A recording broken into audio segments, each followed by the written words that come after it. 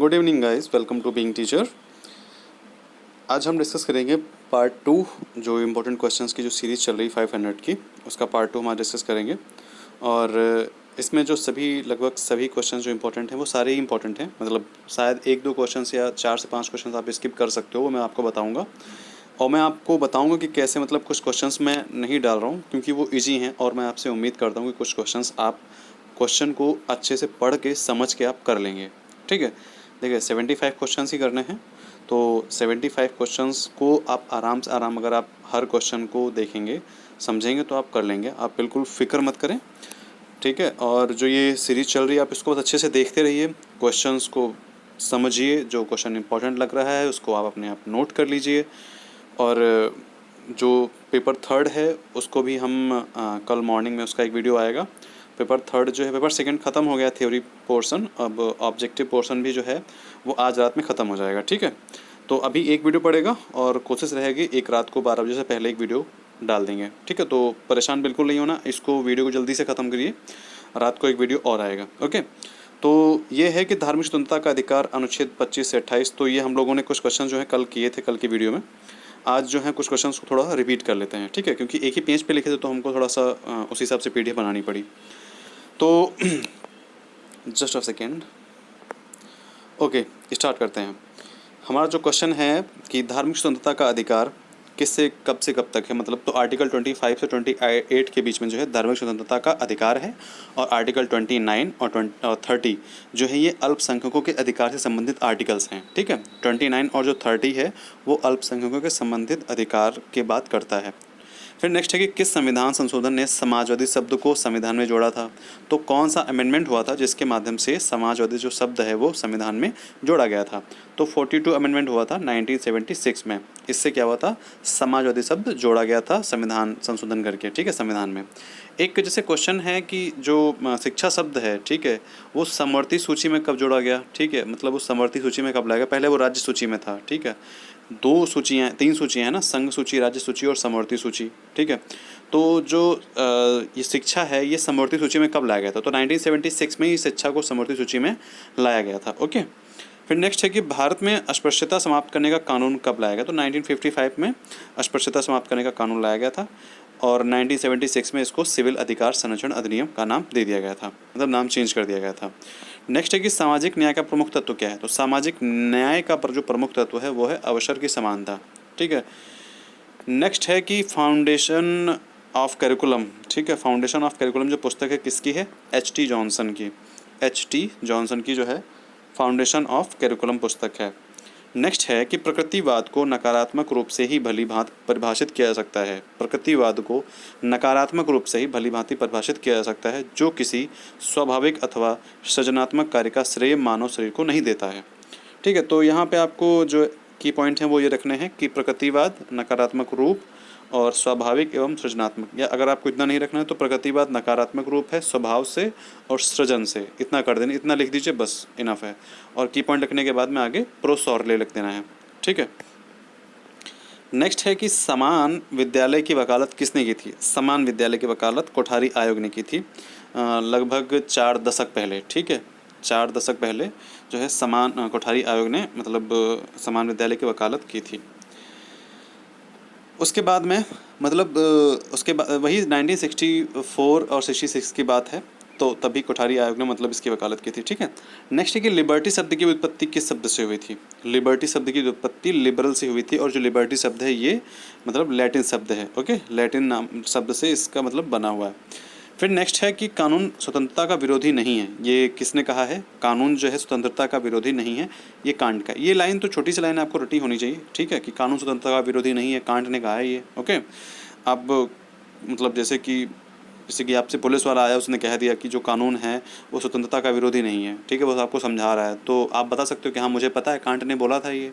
ठीक है, तो ऐसे आपको याद रखना है। ओके, नेक्स्ट है कि राष्ट्रीय स्वतंत्रता से तात्पर्य, राष्ट्रीय स्वतंत्रता से तात्पर्य क्या है, तो राष्ट्रीय स्वतंत्रता क्या मतलब क्या हो सकता है, स्वराज्य। ओके, फिर नेक्स्ट है कि किसे नागरिक अधिकार माना जाता है, तो नागरिक अधिकार मतलब जो है सिटीजन राइट्स जो है किसको माना, तो भाषण एवं अभिव्यक्ति की आज़ादी। ठीक है, जो नागरिक अधिकार है वो भाषण एवं अभिव्यक्ति की आज़ादी, मतलब कि सिर्फ नागरिक को ही कुछ भी बोलने की आज़ादी रहती है, मतलब अपने देश में कुछ भी बोलने की आज़ादी रहती है, ठीक है। कोई फॉरेनर अगर आता है तो वो कुछ भी नहीं बोल सकता है, ठीक है, उसको लिमिटेड आज़ादी है, मतलब वो कुछ भी, उसको जो है ये भाषण एवं अभिव्यक्ति की आज़ादी मतलब पूर्ण रूप से नहीं है, मतलब विद लिमिटेशंस हैं, ठीक है। फिर नेक्स्ट है कि पाठ्यक्रम विकास का कौन सा प्रतिमान सबसे अच्छा है। देखिए, पाठ्यक्रम विकास का कौन सा प्रतिमान सबसे अच्छा है, प्रतिमान का मतलब मॉडल की बात आती है यहाँ पे। तो करिकुलम डेवलपमेंट का कौन सा मॉडल जो है वो सबसे अच्छा है, तो टेलर प्रतिमान जो है ये सबसे अच्छा है, okay.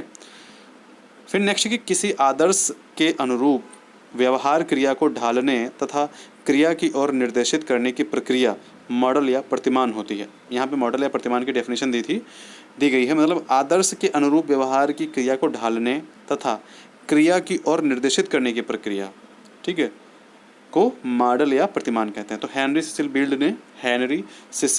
Wield, not Beeld, okay, Henry Cecil Wyld ने ये स्टेटमेंट दिया है। तो इसका की पॉइंट समझ रहे हैं, मैंने हाईलाइट किया हुआ है, जो हाईलाइट किया हूँ वही की पॉइंट रखना है आपको, बाकी आप अपने हिसाब से भी की पॉइंट रख सकते हैं। तो ये है कि आदर्श के अनुरूप व्यवहार क्रिया को ढालने में, ठीक है। नेक्स्ट है कि पाठ्यक्रम में किसे महत्व दिया जाता है। तो पाठ्यक्रम में एक उद्देश्य, प्रक्रिया और परिस्थिति को महत्व दिया जाता है। फिर है कि किसे मानववादी पाठ्यक्रम कहते हैं, किसे हम मानववादी पाठ्यक्रम भी कहते हैं। तो प्रक्रिया प्रतिमान को मानववादी पाठ्यक्रम भी कहते हैं, ठीक है, मतलब मानव प्रोसेस मॉडल कहते हैं, ओके। मूल्यांकन प्रतिमान के अंतर्गत कौन समाहित है। तो मूल्यांकन प्रतिमान को हम क्या कहते हैं, एक तरीके से ये है कि मूल्यांकन प्रतिमान को हम क्या कहते हैं, उद्देश्य प्रतिमान भी कहते हैं, ठीक है, ऑब्जेक्टिव्स मॉडल, ओके। फिर नेक्स्ट है कि विषय केंद्रित पाठ्यचर्या का या पाठ्यक्रम का निर्माण या विकास किस प्रतिमान से हुआ है। विषय केंद्रित पाठ्यचर्या का निर्माण किस विकास से हुआ, परिस्थिति प्रतिमान से, मतलब परिस्थिति मॉडल से, ओके। नेक्स्ट है कि सरण पाठ्यक्रम प्रतिमान कब विकसित हुआ है। तो सरण पाठ्यक्रम प्रतिमान 1976 में विकसित हुआ है। और फिर जमीनी प्रतिमान का गुण क्या है, मतलब ग्रॉस रूट जो है, ग्रॉस रूट मॉडल का जो है क्वालिटी क्या है, गुण क्या है। तो व्यापक प्रतिमान है, बाल केंद्रित प्रतिमान है ये, और विशेष समस्याओं का समाधान करता है, ओके।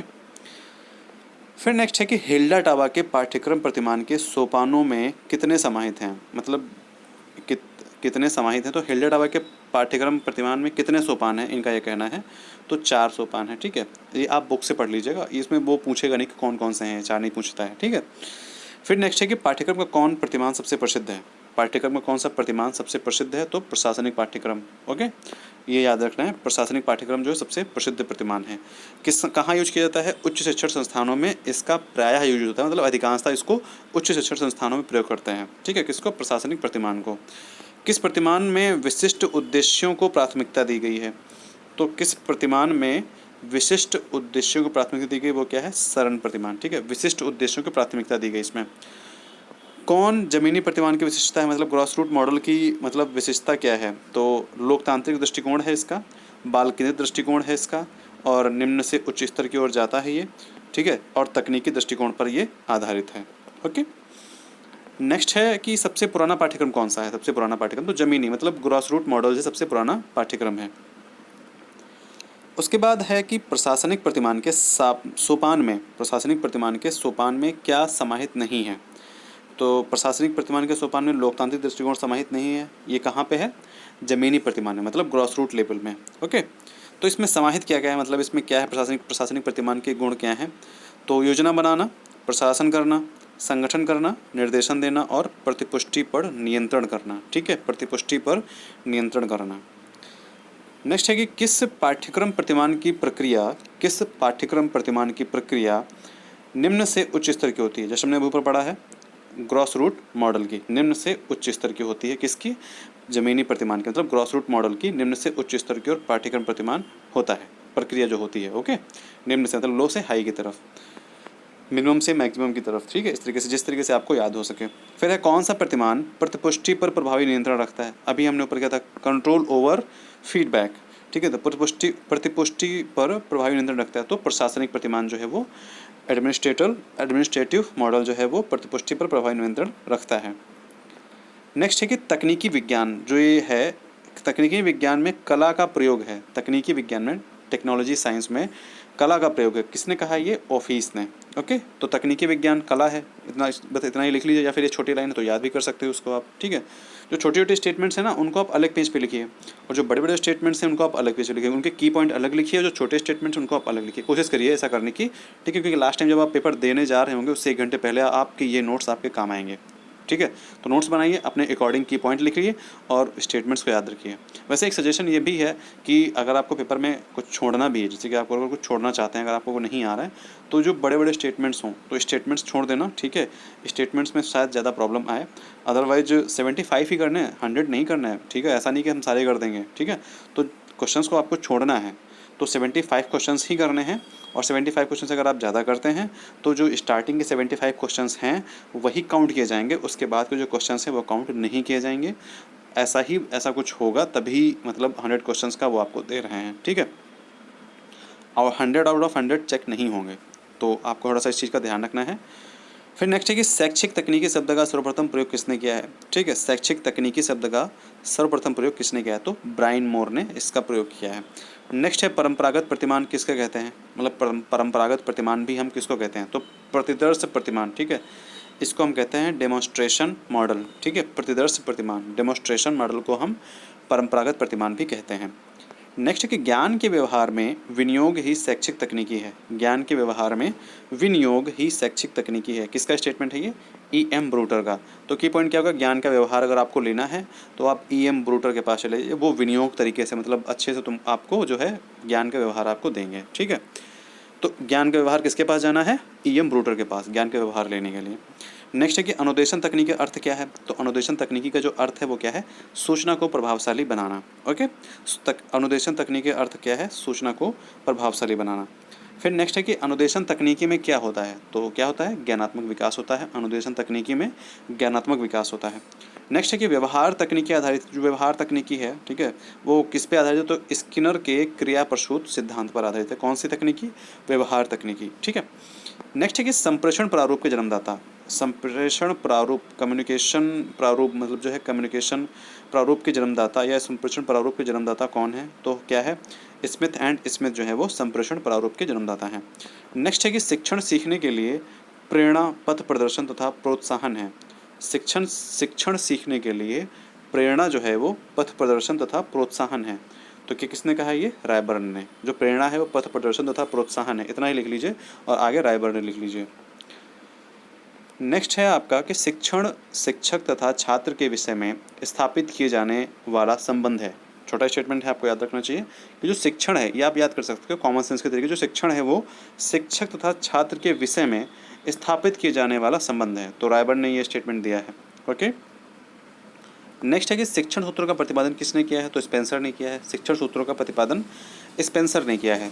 नेक्स्ट है कि सीखना उत्तरोत्तर सामंजस्य प्रक्रिया है। सीखना उत्तरोत्तर सामंजस्य प्रक्रिया है, किसका स्टेटमेंट है ये? स्किनर का। फिर ये सीखना विकास है, तो किसका है ये? वुडवर्थ का। देखिए छोटे छोटे स्टेटमेंट है ये आ सकते हैं, इसीलिए मैंने इनको लिखा है। मुझे कोई शौक़ नहीं है कि छोटे छोटे स्टेटमेंट्स लिखने का, मैंने बड़े बड़े स्टेटमेंट्स भी लिखे हैं। तो बड़े बड़े स्टेटमेंट्स मैं इसलिए लिखता हूँ ताकि कोई भी स्टेटमेंट आपसे छूटने ना पाए। नहीं तो मैं बड़े बड़े स्टेटमेंट्स क्यों लिखूँ? मैं छोटे छोटे स्टेटमेंट्स लिख करके मैं मतलब 500 क्वेश्चन की सीरीज़ बना डालूँ। ओके, तो मैं ये नहीं चाहता हूँ कि छोटा या बड़ा, जो इम्पोर्टेंट है वो मैं लिखता हूँ और वही मैं आपको बताने की कोशिश करता हूँ, समझाने की कोशिश करता हूँ, ताकि आपसे कोई भी क्वेश्चंस स्किप ना होने पाए, ठीक है। तो ये एक तरीके से रिव्यू, मतलब एक तरीके से मैं जो इंपॉर्टेंट क्वेश्चंस हैं वो मैं आपको दे रहा हूँ। मैं ये गारंटी नहीं लेता हूँ कि सारे क्वेश्चंस इसी में से आएंगे, ठीक है, लेकिन ये मैं कह सकता हूँ कि सारे क्वेश्चंस नहीं, लेकिन मैक्सिमम क्वेश्चंस जो हैं इस सीरीज़ से आने की संभावना है, ठीक है। और वैसे भी पेपर किसी ने देखा नहीं, पेपर सेटअप होगा तो वो ईजी ही आएगा, ज़्यादा हार्ड नहीं करेंगे, क्योंकि 1.5 घंटे का टाइम रहेगा और फर्स्ट टाइम ऑब्जेक्टिव पेपर होने जा रहा है कानपुर यूनिवर्सिटी का बीएड का। तो मतलब अभी हाल ही के 8-10 सालों में, तो उससे पहले सारा डिस्क्रिप्टिव ही होता था आज से पहले। तो इसीलिए क्वेश्चन पेपर ज़्यादा टफ नहीं बनाएंगे, इसीलिए घबराना बिल्कुल नहीं, पेपर ईजी आएगा, आपको बिल्कुल परेशान नहीं होना है। ओके, और क्वेश्चन को बार बार पढ़ करके, जैसे क्वेश्चन को पढ़ना है उसके बाद ऑप्शन को पढ़ना है, ठीक है। तो जैसे कि अगर मान लो आपको 1 मिनट या 40 सेकेंड्स अगर आपको एक क्वेश्चन में मिलते हैं तो क्वेश्चन ज़्यादा बड़े नहीं आएंगे, क्वेश्चन छोटे छोटे आएंगे, ज़्यादा लॉन्ग क्वेश्चन नहीं आएंगे। तो इसीलिए जो शॉर्ट क्वेश्चन हों उनको क्वेश्चन को पढ़ना है और ऑप्शंस को पढ़ना है, समझना है। क्योंकि देखिए कभी कभी क्या होता है, क्वेश्चंस को हम पढ़ते नहीं हैं, जल्दी में आगे बढ़ जाते हैं और क्वेश्चंस का आंसर हम टिक नहीं कर पाते, गलत हो जाता है। तो इसलिए क्वेश्चन को पढ़ना है। सच बता रहा हूँ, मेरा एक्सपीरियंस, जो मैं क्वेश्चन बना रहा हूँ ना, मेरा एक्सपीरियंस है कि मैं क्वेश्चंस को पढ़ता हूँ तो समझ में आ जाता है कि हाँ क्वेश्चन इसका ये मतलब, मुझे लगता है कि आप लोग आंसर कर लेंगे, ठीक है। लेकिन जब तक आप लोग क्वेश्चन को ढंग से पढ़ेंगे नहीं और उसके ऑप्शंस को ढंग से देखेंगे नहीं तो आपको प्रॉब्लम आएगी। इसीलिए अगर आपको क्वेश्चन समझ नहीं आ रहा है तो उसको एक बार पढ़िए, दोबारा पढ़िए, ठीक है। क्योंकि ऐसा तो है नहीं कि 100 के 100 क्वेश्चन आपको समझ नहीं आएंगे, कुछ क्वेश्चंस होंगे जो समझ में नहीं आएंगे। तो इसीलिए ये ट्रिक जरूर अपनानी है कि आपको जल्दबाजी में कुछ भी नहीं करना है, आराम से करिए। 75 क्वेश्चंस ही करने हैं, पढ़ने 100 हैं लेकिन करने 75 ही हैं, ओके। तो इस चीज़ का ध्यान रखना है। फिर नेक्स्ट है कि नीतियाँ शिक्षण की व्यापक विधियाँ हैं। जो नीतियाँ हैं वो शिक्षण की व्यापक विधियाँ हैं। तो किसने कहा है? ये डेविस ने कहा है। नेक्स्ट है कि निदान का संबंध किससे है? तो निदान का संबंध किससे है? शिक्षक से। भाई निदान कौन करेगा, मतलब सॉल्यूशन कौन देगा? वो शिक्षक ही देगा। नेक्स्ट है कि शिक्षण के स्तर होते हैं। शिक्षण के स्तर होते हैं कौन कौन से? ज्ञान स्तर होता है, बोध स्तर होता है और चिंतन स्तर होता है, ठीक है। देखिए शिक्षण के स्तर, इससे क्या होता है, देखिए बच्चों के जो मानसिक और मतलब जो मानसिक होता है, साइकोलॉजिकल होता है, इन सारी चीज़ों का डेवलपमेंट होता है, ठीक है। बच्चों का मानसिक विकास होता है ज्ञान स्तर, बोध स्तर और चिंतन स्तर, तीनों का मतलब इम्प्लीमेंट करने के बाद में, ठीक है। शिक्षण के इसलिए 3 स्तर बताए गए हैं, ज्ञान स्तर, बोध स्तर और चिंतन स्तर। नेक्स्ट है कि अभिक्रमित अधिगम शिक्षण की कला तथा विज्ञान है। अब कला तथा विज्ञान जो है वो अभिक्रमित अधिगम शिक्षण की कला तथा विज्ञान है। तो किसने स्टेटमेंट बोला है? तो वो स्किनर ने स्टेटमेंट दिया है कि जो अभिक्रमित अधिगम है, जो अभिक्रमित अधिगम शिक्षण है वो कला तथा विज्ञान है, ओके। नेक्स्ट है कि अभिक्रमित अनुदेशन के आधुनिक स्वरूप को विकसित किया है। अभिक्रमित अनुदेशन के आधुनिक स्वरूप को किसने विकसित किया है? सुसन मार्कल ने अभिक्रमित अनुदेशन के आधुनिक स्वरूप को विकसित किया है, ठीक है। आधुनिक स्वरूप किसको विकसित किया है? सुसन मार्कल ने। किसके? अभिक्रमित अनुदेशन को।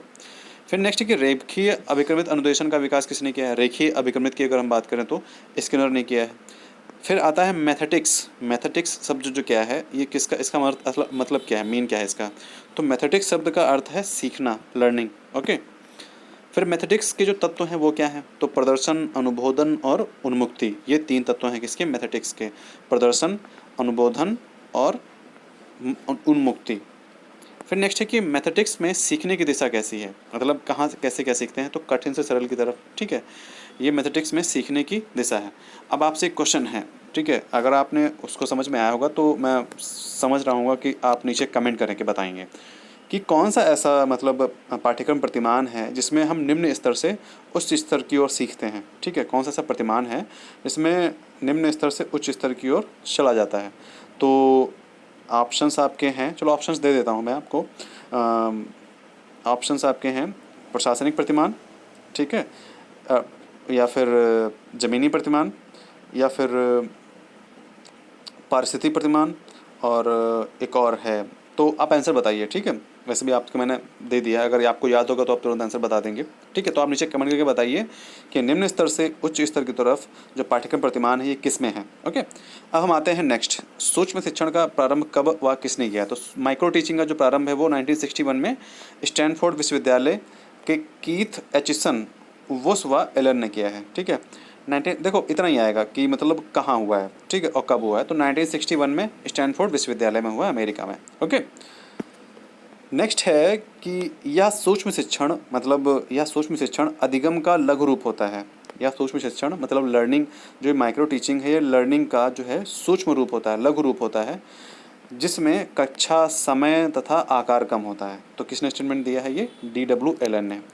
फिर माइक्रो टीचिंग पुस्तक किसने लिखी है? एलन तथा रॉयन ने, शायद यही एलन है। तो फिलहाल आपके लिए ये एलन है, मतलब एलन तथा रॉयन ने लिखी है। नेक्स्ट है कि एक सार्थक पाठ्यक्रम को किसके प्रति उत्तरदायी होना चाहिए, ठीक है। एक सार्थक पाठ्यक्रम को किसके प्रति उत्तरदायी होना चाहिए? तो सार्थक पाठ्यक्रम को समाज के प्रति उत्तरदायी होना चाहिए। फिर नेक्स्ट है कि राष्ट्रीय चेतना, राष्ट्रीय भावना एवं राष्ट्रीय पहचान के लिए आवश्यक है।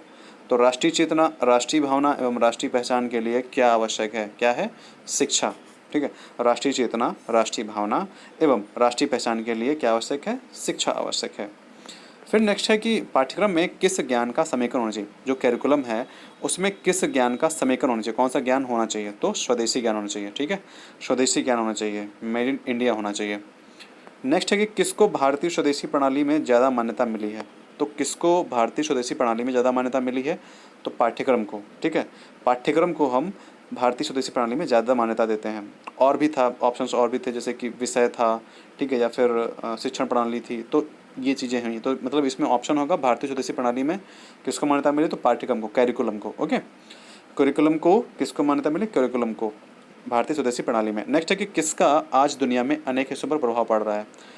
तो भूमंडलीकरण, देखिए ग्लोबलाइजेशन, जिसको हम इंग्लिश में ग्लोबलाइजेशन बोलते हैं, तो अगर कोई भी चीज़ होती है आज के समय में, वो पूरे विश्व में उसका प्रभाव पड़ता है, तो इसी को हम क्या कहते हैं? भूमंडलीकरण कहते हैं। अगर मान लीजिए कि चाइना जो है वो, उसका जो डेवलपमेंट है वो डाउन होने लगे, ठीक है, डिक्रीज होने लगे, तो पूरे वर्ल्ड पे उसका क्या होगा? प्रभाव पड़ेगा। ठीक है, उसी को क्या कहते हैं? भूमंडलीकरण कहते हैं।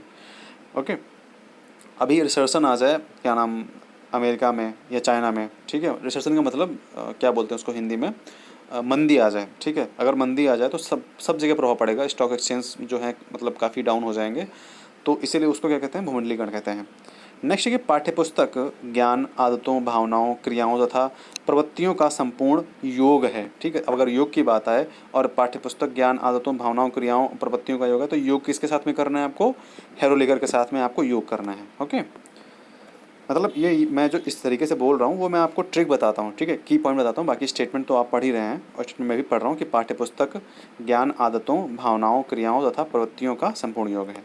नेक्स्ट है कि पाठ्यक्रम संदर्शिका किसका मिश्रित रूप है? पाठ्यक्रम संदर्शिका किसका मिश्रित रूप है? तो पाठ्यचर्या शिक्षक संदर्शिका का पाठ्यक्रम संदर्शिका मिश्रित रूप है। ठीक है, मतलब पाठ्यक्रम संदर्शिका या फिर पाठ्यचर्या शिक्षक संदर्शिका, ये एक मिश्रित रूप है इसका। ओके, फिर नेक्स्ट है कि चिल्ड्रन बुक ट्रस्ट की स्थापना कब हुई थी? तो 1957 में हुई थी। अब नेक्स्ट स्टेटमेंट है नेक्स्ट स्टेटमेंट है आपका कि श्रव्य दृश्य उपकरण सीखने वालों को व्यक्तियों, घटनाओं और वस्तुओं तथा कारण प्रभाव संबंधों के नियोजित अनुभवों से लाभ उठाने का अवसर प्रदान करते हैं। अब देखिए यहाँ पे क्या है कि श्रव्य दृश्य उपकरण, बस इसका की पॉइंट इतना ही है। ठीक है, क्रो एंड क्रो आप आंसर में डाल दीजिएगा आंख बंद करके। अगर आपको श्रव्य दृश्य उपकरण ये पूरा दिखे स्टेटमेंट, किसी भी मतलब ये अगर वर्ड्स दिखें किसी भी स्टेटमेंट्स में, तो उसमें ऑप्शन दिया हुआ क्रो एंड क्रो, बस आंख बंद करके crow and crow option tick कर देना है। ठीक है, नेक्स्ट है कि पाठ्यक्रम का आधार 3 प्रक्रियाओं ज्ञानात्मक, भावात्मक तथा क्रियात्मक का विकास होना चाहिए। पाठ्यक्रम का आधार 3 प्रक्रियाओं ज्ञानात्मक, भावात्मक तथा क्रियात्मक का विकास होना चाहिए। किसने कहा है? ये राश ने कहा है। ठीक है, मतलब जो पाठ्यक्रम का आधार में किन 3 प्रक्रियाओं का विकास होना चाहिए? तो भावात्मक, ज्ञानात्मक और क्रियात्मक। नेक्स्ट है कि कौन सा आधार बालक को केंद्र मानकर पाठ्यक्रम निर्धारित करता है? देख भाई, कौन सा आधार है जो बालक को केंद्र में मान करके पाठ्यक्रम निर्धारित करता है? तो जो मनोवैज्ञानिक होते हैं वो बालक को केंद्र मान करके पाठ्यक्रम निर्धारित करते हैं। ओके, फिर है भारत में मुख्य रूप से कितने धर्म हैं? ये हमने क्वेश्चन किया हुआ था, लेकिन आपको याद हो या ना हो तो फिर हम रिपीट कर रहे हैं और जो इंपॉर्टेंट क्वेश्चन है वो डिस्कस कर रहे हैं। तो भारत में मुख्य रूप से कितने धर्म हैं? अगर आप चाहें तो बता सकते हैं, बट बहुत ज़्यादा लिखना पड़ेगा आपको, मैं ही बता देता हूँ। हिंदू, मुस्लिम, सिख, ईसाई, ठीक है, जैन, बौद्ध, पारसी और यहूदी। ओके, फिर नेक्स्ट है कि मनुस्मृति के अनुसार हिंदू धर्म में कितने लक्षण हैं? तो 10 लक्षण हैं, मतलब चोरी ना करना, सम्मान देना और बड़े लोगों का आदर करना, जो है ये 10 जो है लक्षण हैं। ठीक है, हिंदू धर्म में। नेक्स्ट है कि बौद्ध धर्म संस्कृति के कितने स्तंभ हैं? तो 3 स्तंभ हैं। 3 स्तंभों पर ही जो है बौद्ध धर्म टिका हुआ है, बुद्ध, धम्म और संघ। ठीक है, ये 3 स्तंभ हैं, इन्हीं पे बौद्ध धर्म टिका हुआ है। जैन धर्म के 5 व्रत कौन कौन से हैं? तो सत्य, अहिंसा, ब्रह्मचर्य, अपरिग्रह, अस्तेय। सत्य, अहिंसा, ब्रह्मचर्य, अपरिग्रह और अस्तेय, ये कौन से हैं? ये जैन धर्म के 5 व्रत हैं, इसको हम पंच महाव्रत कहते हैं। ओके, फिर नेक्स्ट है कि मशीनों का उपयोग करो, स्टेटमेंट दिया है ये कि भाई मशीनों का उपयोग करो। ये स्टेटमेंट आपको याद रहेगा, डोंट वरी, इसका की पॉइंट इसीलिए मैंने नहीं बनाया है कि मशीनों का उपयोग करो, पर यह ध्यान रखो कि कहीं मनुष्य बेकार तो नहीं हो रहा है। मैं यंत्रों का विरोधी नहीं हूँ, यहाँ पे था मैं यंत्रों का विरोधी नहीं हूँ। ठीक है, यहाँ पे नहीं होना चाहिए, मैं यंत्रों का विरोधी नहीं हूँ, लेकिन मैं उसके पागलपन का विरोधी हूँ। तो महात्मा गांधी ने ये स्टेटमेंट दिया है। नेक्स्ट है कि नैतिक शिक्षा का मुख्य उद्देश्य बालक में विकसित होने वाली आत्मा का विकास करना है। अब ये स्टेटमेंट तो वैसे एक अपने में एक यूनिक है कि नैतिक शिक्षा का मुख्य उद्देश्य क्या है, वो बालक में विकसित होने वाली आत्मा का विकास करना है। तो कौन विकास करेगा? महर्षि अरविंद घोष जो हैं वो बालक में विकसित जो है आत्मा का विकास करेंगे। किसके माध्यम से? नैतिक शिक्षा के माध्यम से। कौन विकास करेगा? महर्षि अरविंद घोष। मतलब अरविंद घोष जी जो हैं वो नैतिक शिक्षा के माध्यम से बालक में विकास करेंगे, मतलब आत्मा का विकास करेंगे। ओके। नेक्स्ट है कि इंटर्न एक अंग्रेजी शब्द है, इसका शाब्दिक अर्थ क्या है? कैद। ठीक है, कैद जो है इसका शाब्दिक अर्थ है। नेक्स्ट है कि इंटर्नशिप की अवधि क्या है? तो 6 से 12 सप्ताह या फिर 6 माह, इनमें से कोई एक। फिर नेक्स्ट है कि मूल्यांकन की विशेषताएं। तो मूल्यांकन की विशेषताएं, एवोल्यूशन की विशेषताएं क्या हैं? तो निरंतरता, व्यापकता और शिक्षा प्रक्रिया में सुधार। एवोल्यूशन की विशेषताएं क्या है कि जो मूल्यांकन है वो निरंतर होता रहे, वो व्यापक रूप से हो, और इससे क्या होगा? शिक्षण प्रक्रिया में सुधार होगा। तो ये किसकी विशेषताएं हैं? मूल्यांकन की। नेक्स्ट है कि एक आदर्श मूल्यांकन की विशेषता। एक आदर्श मूल्यांकन की विशेषता कौन कौन सी है? वैधता या फिर विषयानुकूलता, फिर सरलता या फिर क्या है? वस्तुनिष्ठता। फिर नेक्स्ट है कि पाठ्यक्रम मूल्यांकन का CIPP, मतलब पाठ्यक्रम मूल्यांकन का CIPP, context input process product model. Okay, पाठ्यक्रम मूल्यांकन का CIPP किस विद्वान का है? ये किसने कहा है मतलब? तो स्टेफल बीम, इन्होंने क्या कहा था? स्टेफल बीम, जिसको हम स्टेफल बीम मॉडल भी कहते हैं। ओके। नेक्स्ट है कि किसी भी व्यवसाय हेतु दक्षता प्राप्त करने के लिए किसका होना आवश्यक है? तो कौशल का, मतलब आपके स्किल्स हों। देखिए, जैसे एक क्वेश्चन बहुत आसान है कि भाई किसी भी व्यवसाय हेतु दक्षता प्राप्त करने के लिए किसका होना आवश्यक है? तो ऐसे ही बहुत सारे क्वेश्चंस इजी मतलब मुझे मिल रहे थे, बट मैंने उनको इसमें नहीं डाला क्योंकि इजी क्वेश्चन जो हैं आप अपने कॉमन सेंस भी कर सकते हैं। ठीक है, अब ज़्यादा इजी अगर क्वेश्चन कराएंगे तो फिर जो इंपॉर्टेंट क्वेश्चन है वो मिस हो जाएंगे। ओके, तो कुछ क्वेश्चंस जो होंगे आपको कॉमन सेंस से करना पड़ेगा।